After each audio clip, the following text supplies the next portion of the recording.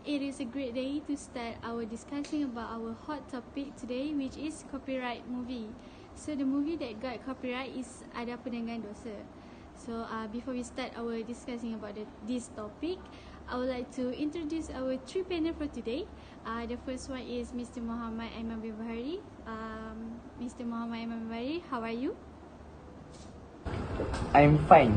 Thank you for asking and thank you for inviting me to this forum. Thank you, Mr. Muhammad AIMAN bin Bahari. Next, our second panel, Muhammad AQMAL NADZRIN bin Nazaruddin. Muhammad AQMAL, how are you today? I'm fine, thank you for asking and thank you for inviting me, and I can't wait to discuss about this issue. Thank you, Muhammad AQMAL. Last but not least, our last panel, Muhammad Haiqal bin Suhaimi. Muhammad Haiqal, so how are you today? I'm fine and thank you. So I can't wait to discuss our forum right away. I'm done introduced to you guys, our three panel that we joined our forum for today. Now today we're going to talk about a copyright issue. As we all know, copyright is one of the hot issues that people always talk about. For the audience that didn't know about meaning of the copyright, copyright is a legal means of protecting and afterwards. The issue now is about some people have been sharing the movie illegally online without any permission from the producer of this movie. So now I'm going to ask each of the panel some questions. So the first question is for Mr. AIMAN.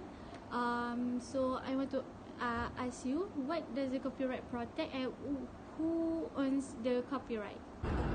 Thank you for that question. For the answer, I will discuss it with you. What does the copyright protect? Copyright protect the visual images and accompanying sounds of cinematographic films. Cinematographic films includes feature film, TV program, documentaries, short films, home videos, animated film and cartoon, television commercial, video podcast, and some multimedia products such as computer game.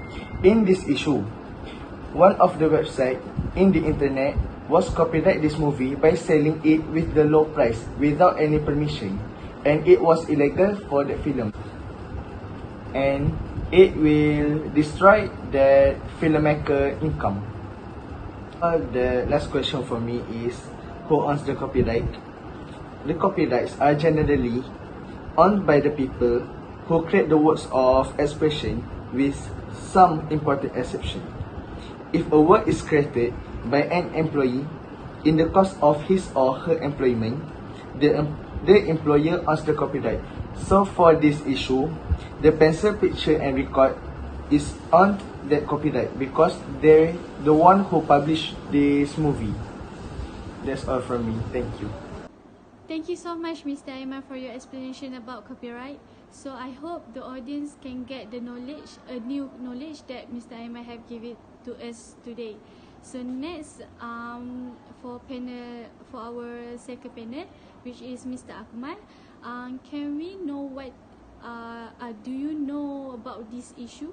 So to answer the question, which is why and what did I know about this issue, is basically this film or movie is being copyrighted by the e-commerce platform, and the producer discovered itself, and they know that this 2 million movie is being sold for as low as 80 cents in this website, and the producer Ayubute is more disappointed when he know that the site offered to contact the seller and make the payment, and they will be given the link to download the movie through Telegram. Thank you so much, Mr. AQMAL, for the info. So last but not least, our third panel, Mr. Arief Haiqal. So Mr. Arief Haiqal, what is your opinion about this issue?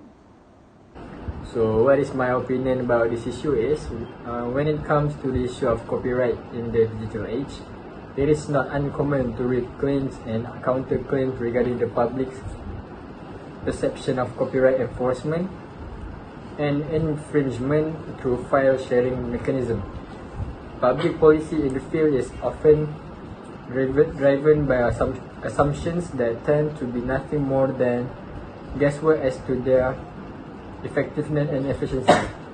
While copyright policy has been subject of several government-funded reviews in Malaysia in several years, these have usually failed to be conducted with the end user of copyright work instead, which seems to cement the idea that subject is too complex for the public.